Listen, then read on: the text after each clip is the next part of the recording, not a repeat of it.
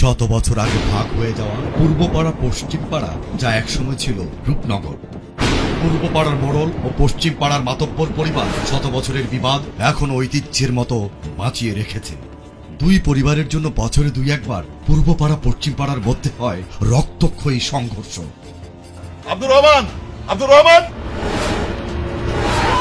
তাদের ক্রোধের পায়ে পিষ্ট হয় কৃষকের শ্রম, মাঠ ভর্তি ধান। প্রতি বছর হিংসা প্রতিহিংসা, সময় মতো কৃষি শ্রমিকের সংকট ও প্রাকৃতিক দুর্যোগের বলি হয় পূর্ব পাড়া পশ্চিম পাড়ার শত শত একর জমির ধান। এবার দুই এলাকাতেই ধানের ফলন হয়েছে রেকর্ড পরিমাণ।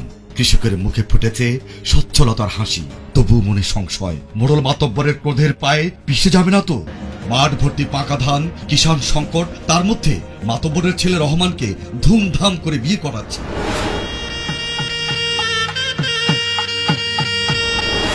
হঠাৎ একদিন সেই অশনি সংকট বেজে উঠল মোড়লের বাড়ির উঠোনে। চোখ কান খোলা রাখবা, পূব পাড়া থেকে পশ্চিম পাড়া একটা কামলা জানি না যাইতে পারে। ওইদিকে মোড়লের বাড়িতে নীল নকশা চলছে। হাতে না বাতে মারুন। আমারকম মাতবর সাহেব, ধানের ফলন তো মাশাআল্লাহ ভালোই হয়েছে, কিন্তু চারিদিকে যে কিষানের অভাব, কেমনে কি করবেন বুঝতেছি না। ওই গ্রামের চামচামি থুইয়া এখন কি কিষানের দালালি শুরু করছো, নাকি চুকলামির বিষয় খুঁজতেছো? চাচা, আপনার এই চামচামি আর চুকলামি আমাগো গ্রামে চলে না। পোলাপান তো রক্ত গরম। রক্ত গরমের দেখছেনটা কি? মুকিম শোনো, তুমি এই গ্রামের কুটুমের মতো থাকবা, কুটনামি করার চেষ্টা করো না। যাও নিজের সরকার চল দাও।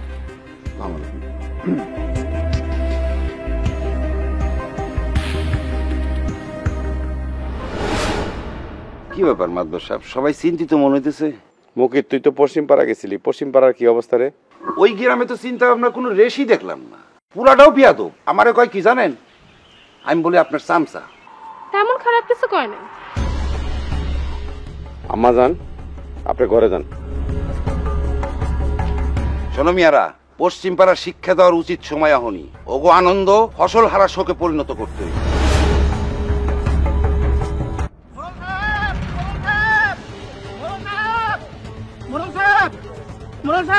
খবর শুনছেন? ভারতে নাকি বন্যা হয়েছে, যে কোনো মুহূর্তে পাহাড়ি ডলে নামতে পারে। যে কামলা 500 তারে দিবি 1000, দরকার হয় 1200, দরকার হয় 1300, সব কামলা এখানে কর। ধান কাটতে হবে। ঠিক আছে,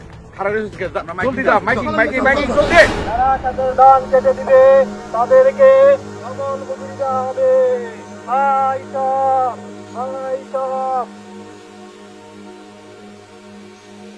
তাই ভাই সব আপনাদের কাছে অনুরোধ, আপনারা যারা কিষাণ পাচ্ছেন না, কিষাণ জোগাড় করে ধান কাটার জন্য অনুরোধ করা যাচ্ছে।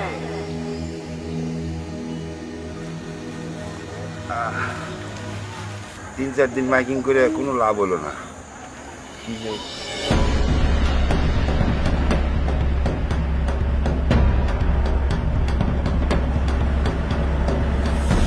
তাড়াতাড়ি কোনো খবর দে, পশ্চিম পাড়ার মাতবর ট্যাঙ্ক নিয়ে আসতেছে, আমাদের উপর আক্রমণ করে দিতে। তাড়াতাড়ি খবর দিতা। সম্মানিত গ্রামবাসী, তাড়াতাড়ি আপনারা ধান সব নিয়ে বাড়াচ্ছে। পশ্চিম পাড়ার মাতবর ট্যাঙ্ক নিয়ে আসতেছে আমাদের উপর আক্রমণ করার জন্য।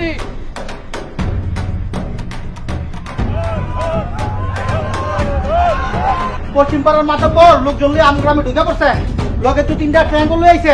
এই বইরে সব কে?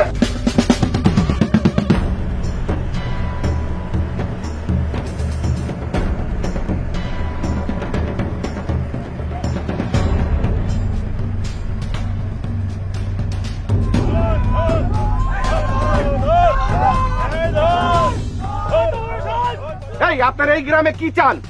উত্তেজিত হয়েন না মোড়ল সাহেব, আমরা আপনার বিপদের আগুনে ঘি ঢালতে আসি না। কাকা, দুই গ্রামের বিবাদের সময় অহন না। আপনাকে ধান নষ্ট হইলে শুধু আপনাকে ক্ষতি হইব না, ধান হইল গিয়া রাষ্ট্রীয় সম্পদ, এতে দেশের খাদ্য সংকটে পড়তে পারে। তাছাড়া আপনাকে কৃষকের এই ধান যদি নষ্ট হয়, তাহলে দেশের চাউলের দামও বেড়ে যাব। তাই এই ধান বাঁচলে আমাকে কৃষক বাঁচবো, আর এই কৃষক বাঁচলে আমাকে দেশ বাঁচবো। আচ্ছা, এটা কিভাবে সম্ভব? সম্ভব, ইয়ানমার হারভেস্টার মেশিনে সব সম্ভব। এই তো আমরা মাত্র কয়েকদিনে আমাদের গ্রামের সব ধান আমরা কেটে ফেলাইছি। আপনি চিন্তা করেন না, আপনি অনুমতি দেন, আমরা ধান কাটা শুরু করি। এই মেয়েরা ঠিকই তো কইছে, পূব পাড়া পশ্চিম পাড়া বইলা কোনো কথা নাই, সব এখন আমরা একসাথে। আমরা এই মেশিন দিয়ে কয়েকদিনের মধ্যে সমস্ত ধান কাইটা ফেলামু।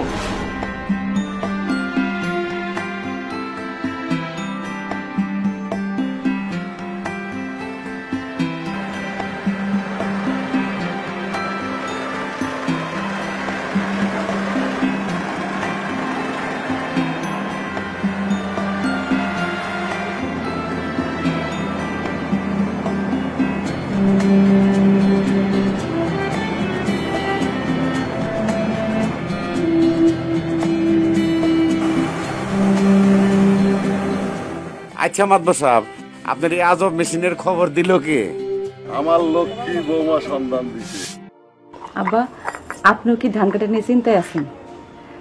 আপনার ছেলে তো কালকে সারা রাত ঘুমাইতে পারে নাই, কেমনে ধান কাটবো সেই চিন্তা। আধুনিক যুগে কৃষি শ্রমিকের অভাব হবে, এটা তো স্বাভাবিক। যুগটা আধুনিক হয়েছে না, এখন কৃষিও আধুনিক হয়ে গেছে। তুমি কি বলতেছো কিছুই তো বুঝতে পারলাম না।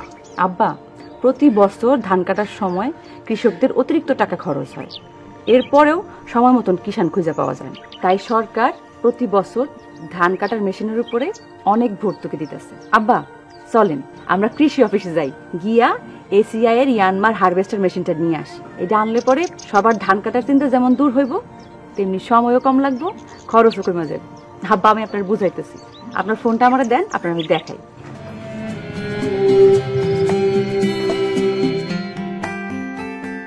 শোনেন, যদি জমিতে কাদা থাকে কিংবা ধান গম শুয়েও পড়ে, তাতেও অনায়াসে ধান কাটা যায় জুট ঝামেলা ছাড়া। এই কারণেই মেশিনে 6টা সেন্সর আছে।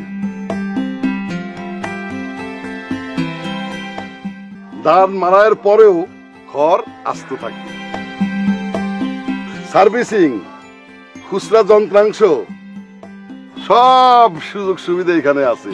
খালি এই না, দক্ষ প্রশিক্ষক দ্বারা মেশিন চালানোর ট্রেনিংও দেওয়া হয়। সরকার কৃষকের সুবিধার জন্য এই হারভেস্টারে 50 থেকে 70% পর্যন্ত টাকা ভর্তুকি দিতেছে।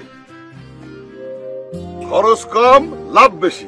আধুনিক কৃষির রূপকার এসিআই এর ইয়ানমার হারভেস্টার। আধুনিক কৃষি কৃষকের মুখে হাসি।